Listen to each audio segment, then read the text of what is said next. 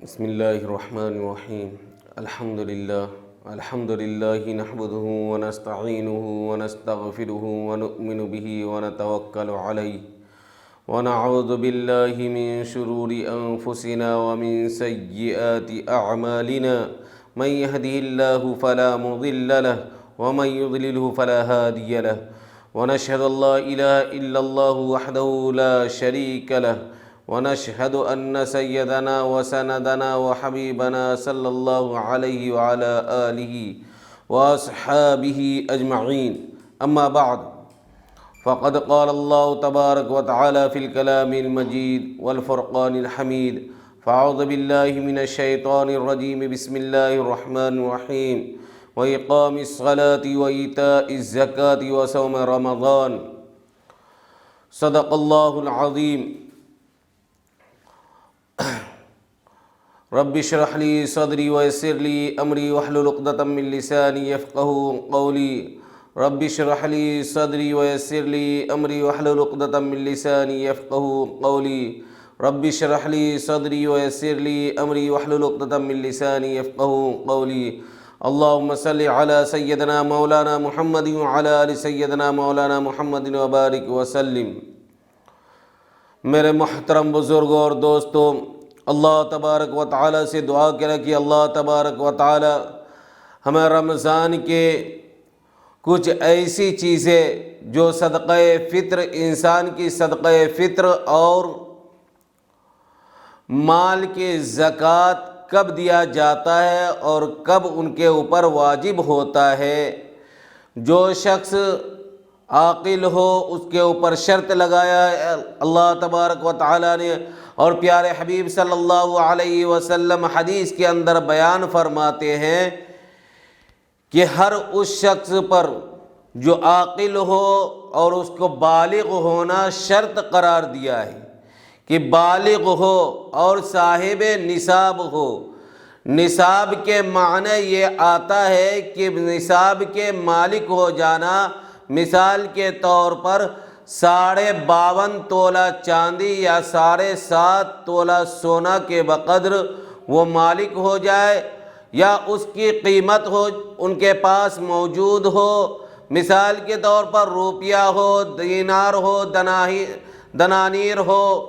اس طرح کی اور بھی بہت ساری چیزیں ہو جس سے وہ اپنی گھر کے اندر وہ تجارت کے اعتبار سے یا پونجی کے اعتبار سے وہ موجود ہو۔ اب ایک سوال آتا ہے کہ فریج ہو یا واشنگ مشین ہو گھر کے اندر ہے، وہ سالہ سال رہتا ہے، کیا یہ فریج یا واشنگ مشین ہو اس کے اوپر زکوٰۃ واجب ہوتا ہے یا نہیں؟ علماء کرام اور مفتیان کرام کا یہ متفقہ فیصلہ ہے کہ یہ سامان جو یوز کرنے والا ہے، جس سامان کو ہم رکھے ہوئے ہیں اپنے ضروریت کے لیے، مثال کے طور پر گاڑی بھی آتی ہے اس میں، اور گاڑی کے اندر بھی یہی حال ہوتا ہے کہ گاڑی اپنی ضروریات کے اعتبار سے ہم یوز کرتے ہیں اور اس کو اپنی ضروریت کے لیے رکھے ہوئے ہیں، اب اس کے اوپر زکوٰۃ نہیں ہوگا۔ اب زمین ہے، مکان ہے، اس کے اوپر زکوٰۃ نہیں ہوتا ہے۔ زکوٰۃ تو ان چیزوں پر ہوتا ہے جس چیزوں کے ہم مالک ہے، اور مالک کے ساتھ ساتھ سونا ہو یا چاندی ہو یا دینار ہو، دنانیر ہو، درہم ہو، یہ اشرفیہ ہو، یہ ساری چیزوں کے اوپر، لیکن اس کا مقدار اب لوگ بولتے ہیں کہ ہمارا جو ہے سونا نہیں پہنچ پا رہا ہے 7.5 تولہ، یا 52.5 تولہ جو ہے چاندی نہیں پہنچ پا رہا ہے۔ اب قیمت دونوں کی قیمت دیکھا جائے، اور اس دونوں کی قیمت دیکھنے کے بعد یہ دیکھا جائے کہ یہ چیزیں ہمارا سال گزرا یا نہیں۔ 1 تولہ سونا ہو، 30 تولہ چاندی ہو، اور 1 تولہ کو بیچنے کے بعد اب 52.5 تولہ چاندی کی بقدر سے زیادہ ہو جا رہا ہے، تو اب ہم اس کے اوپر زکوٰۃ واجب ہو جائے گا۔ اس لیے کہ اب وہ صاحب نصاب تک پہنچ گیا ہے، اور صاحب نصاب تک جب انسان پہنچ جائے اور وہ عاقل ہو گیا، بالغ ہو گیا، اب اس کے اوپر زکوٰۃ نکالنا ضروری ہے۔ اب یہ بھی مسئلہ آتا ہے زکوٰۃ کن لوگوں کو دیا جائے، کہ بھائی زکوٰۃ تو ہو گیا، لیکن زکوٰۃ کے اوپر آتا ہے کہ رمضان کے اندر لوگ کثرت سے زکوٰۃ نکالتے ہیں، کیا رمضان کے بعد بھی نکال سکتے ہیں؟ لوگوں کا یہ، بہت سارے لوگوں کو یہ شبہ ہوتا ہے، کیا رمضان کے بعد بھی زکوٰۃ نکال سکتے ہیں؟ جی رمضان کے بعد بھی نکال سکتے ہیں۔ آپ کے پاس مال رہا ذی الحجہ کے اندر، اور مال ذی الحجہ کے اندر سال پر رہا ہے، تو آپ ذی الحجہ سے ہی آپ نکالنا شروع کر دیں۔ شوال میں رہا تو شوال میں لوگ پہلے نکال رہے ہیں یا بعد میں نکال رہے ہیں، اس کی بات الگ ہے، کہ رمضان کے مہینے میں اس لیے زکوٰۃ نکالتے ہیں کہ اللہ تبارک و تعالیٰ 1 کا 70 دیتے ہیں، 1 کا 70 دیتے ہیں۔ اللہ تعالیٰ نے کیا فرمایا؟ مثل الذین ينفقون اموالهم فی سبیل اللہ کمثل حبۃ انبتت سبع سنابل۔ اور اللہ نے جب یہ فرما دیا مئۃ حبہ، 1 دانے سے جب 100 دانہ پیدا کر سکتا ہے اللہ تبارک و تعالی، مثل الذین ينفقون اموالهم فی سبیل اللہ کمثل حبۃ انبتت سبع سنابل فی کل سنبلۃ مئۃ حبہ، 100 حبہ، یعنی 1 دانے سے اللہ تعالیٰ نے 100 دانے کو جب پیدا کر سکتا ہے، 1 بالی ہوتا ہے اس میں 100 بالی کو اللہ تعالیٰ پیدا فرما دیتا ہے، تو پھر یقین جانیے کہ اللہ تعالیٰ کیا 1 کا 100 دینے پر قادر نہیں ہے؟ اللہ دے سکتا ہے۔ اسی وجہ سے یہ رمضان کا مہینہ، پیارے نبی صلی اللہ علیہ وسلم نے کیا فرمایا تھا؟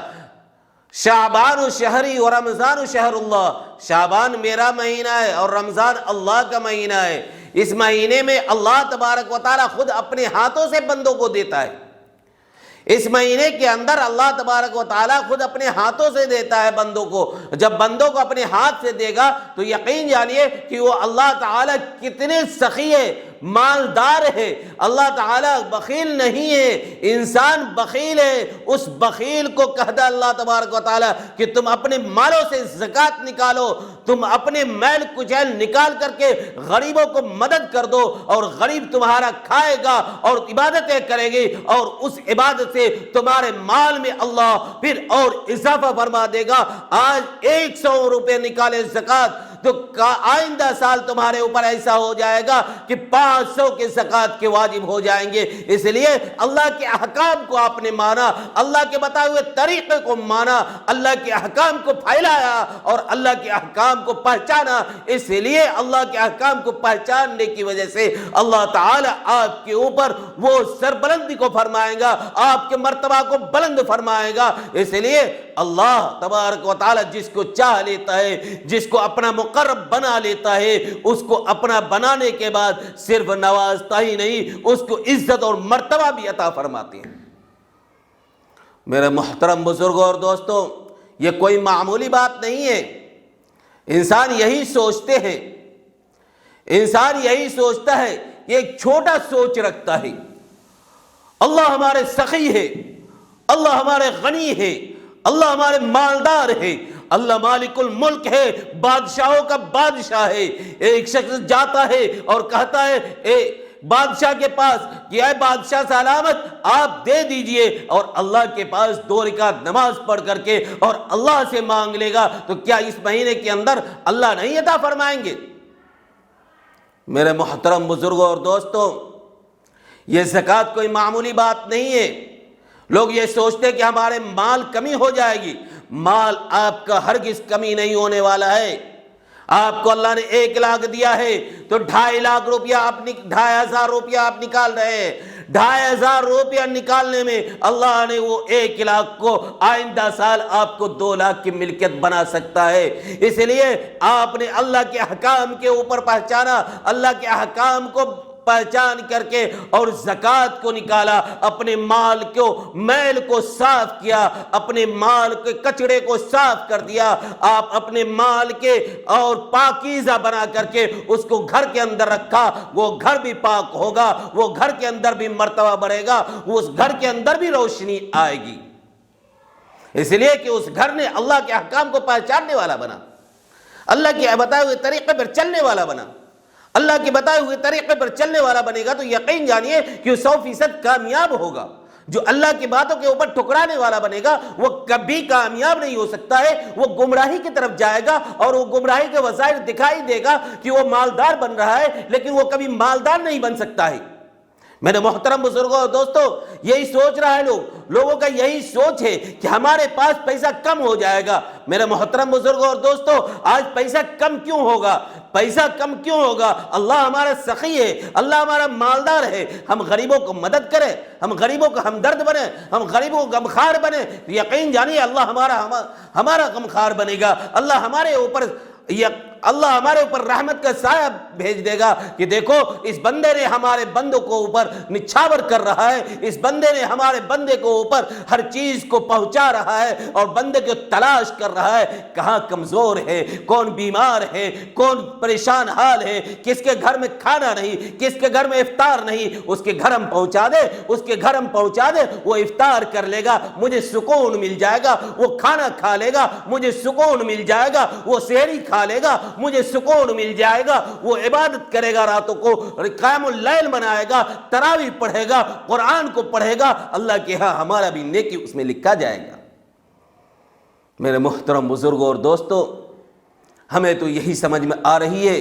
کہ لوگ یہی جانتا ہے کہ کمی ہوتی ہے، لیکن آپ غور کر کے دیکھیں، آپ نکال کر کے دیکھیں، اللہ کے راستے میں دے کر کے دیکھیں، 2 روپے خرچ کر کے دیکھیں، اللہ تعالیٰ کتنا آپ کو عطا فرماتا ہے۔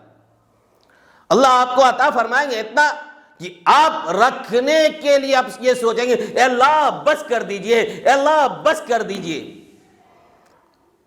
قارون کو بھی خزانہ دیا تھا لیکن اس نے صحیح استعمال نہیں کیا تھا،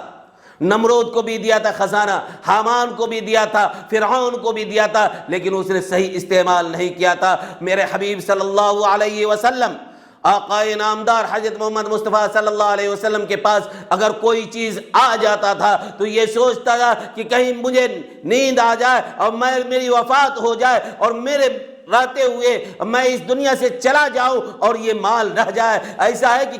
کروٹ بدل کر کے اور بے چین ہو کر کے سب سے پہلے اس مال کو ضرورت مندوں کو تک پہنچا دیتے تھے اور اپنے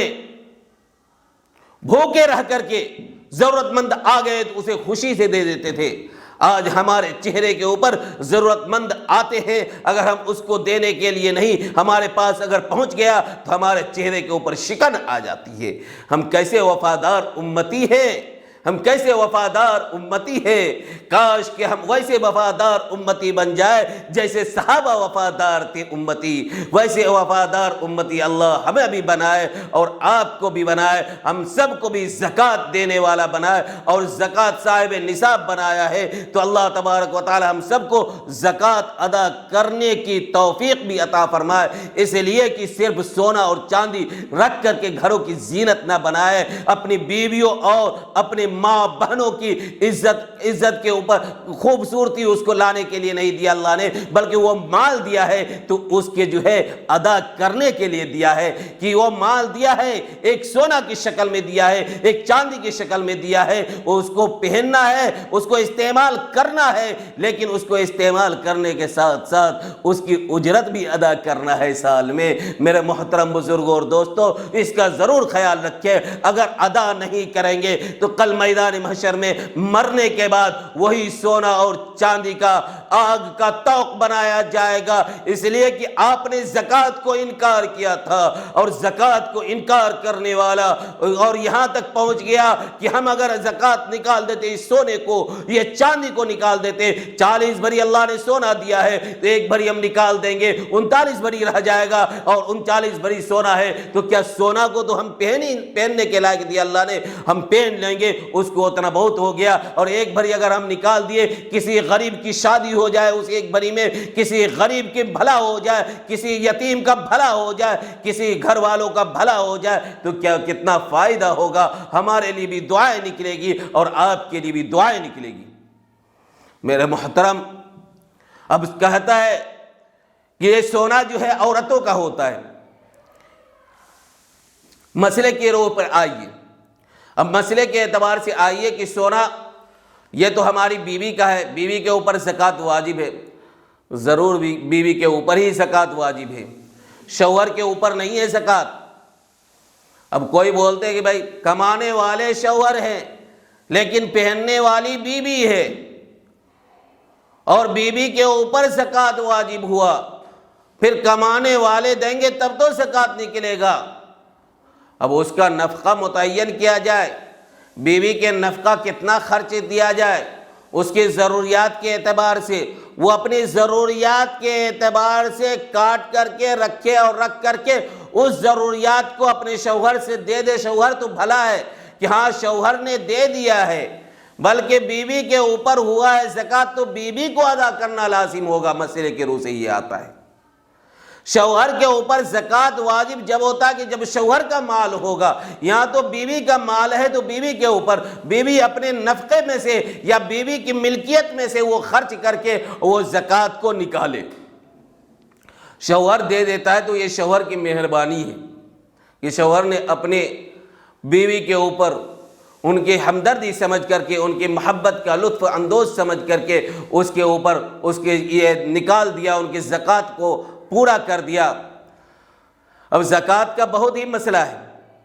اب ایک صاحب نصاب ایک شخص ہو، ماں صاحب نصاب ہو، باپ صاحب نصاب ہو، اور ایک بچہ بالغ ہو، ان کا صاحب نصاب نہیں ہے، تو ماں باپ تو صاحب نصاب ہو گیا لیکن بچے صاحب نصاب نہیں۔ اگر کوئی زکوٰۃ دینا چاہے گا اس بچے کو اور سید کو زکوٰۃ دے گا تو زکوٰۃ ادا نہیں ہوگا، سید خاندان کو زکوٰۃ دے گا تو زکوٰۃ ادا نہیں ہوگا۔ اگر کوئی بولتا ہے کہ سید ہے پھر اس کو زکوٰۃ دے دیا تو زکوٰۃ ادا نہیں ہو سکتا ہے، اس لیے کہ نبی صلی اللہ علیہ وسلم کے خاندان کے اوپر زکوٰۃ نہیں ہے، زکوٰۃ واجب نہیں ہے، بلکہ ان کو عطیہ دیا جائے، ان کو ہدیہ دیا جائے، اور ہدیہ دینا بھی بہت ہی محبوب چیز ہے۔ اس لیے کہ اگر وہ بچہ جو ہے بالغ ہے، ماں باپ دونوں صاحب نصاب ہے، بچہ بالغ ہو گیا، اب بچہ کی ملکیت دیکھا جائے کہ وہ صاحب نصاب نہیں ہے، تو ان بچوں کو جو ہے زکوٰۃ دے سکتا ہے، لیکن زکوٰۃ دے گا کب؟ جب وہ بچہ صاحب نصاب نہیں ہے تب۔ اللہ تبارک و تعالیٰ سے دعا کرے کہ اللہ تبارک و تعالیٰ ہمیں بھی صاحب نصاب اگر بنایا ہے تو ہم سب کو بھی زکوٰۃ ادا کرنے کی توفیق عطا فرمائے، ایک ایک پیسے کے حساب کر کے اور ایک ایک چیزوں کا حساب کر کے،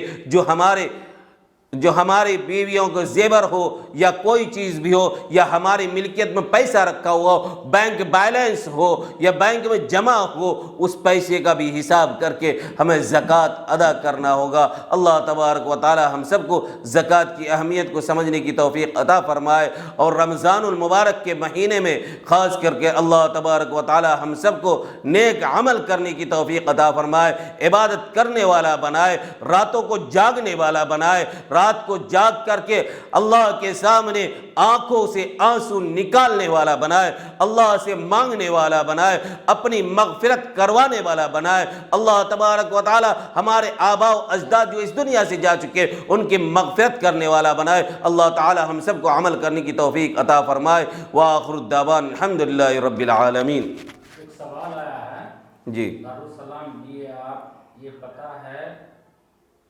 پتہ ہے کہ داڑھی کتنی کاٹنی چاہیے؟ داڑھی کتنی کاٹنی چاہیے؟ داڑھی جو ہے ایک مشت رکھنا واجب ہے، ایک مشت رکھنا واجب ہے، اور ایک مشت سے زیادہ بڑا ہو جائے تو اس کی ادب اگر نہ ہو، اس میں نجاست پیشاب وشاب کرنے میں چھینٹا لگنے کی وجہ سے اس کو برابر کر سکتا ہے، اور ایک مشت سے کم ہوگا تو اس کو جو ہے کیا ہے، اس کے اوپر پکڑ ہے، اللہ تبارک و تعالیٰ کا پکڑ ہوگا، اس لیے کہ نبی صلی اللہ علیہ وسلم نے فرمایا ایک مشت صحابہ کا قول بھی ہے کہ ایک مشت اور اس کی دلیل کتاب لے کر کے انشاءاللہ کل کے دن میں اس کی کتاب کے ساتھ دلیل بھی پیش کر دوں گا۔ اللہ تبارک و تعالی ہمیں بھی دلیل والا بنائے۔ اور بھی کوئی پوچھنا چاہیں گے، کوئی سوال کرنا چاہیں گے، سوال کر سکتے ہیں؟ ہاں کر سکتے ہیں، بالکل کر سکتے ہیں۔ اگر دیکھنا ہوگا میں ہوگا تو اس وقت بتاؤں گا، نہیں تو بعد میں بولوں گا کہ بھائی بعد میں دیکھ کر کے بتاؤں گا، یا کہیں اپنے بڑے سے پوچھ کر کے، اپنے بڑے مفتیان کرام سے پوچھ کر کے بتاؤں گا، ہر چیز کا حل کر کے بتاؤں گا۔ ٹھیک ہے، السلام علیکم۔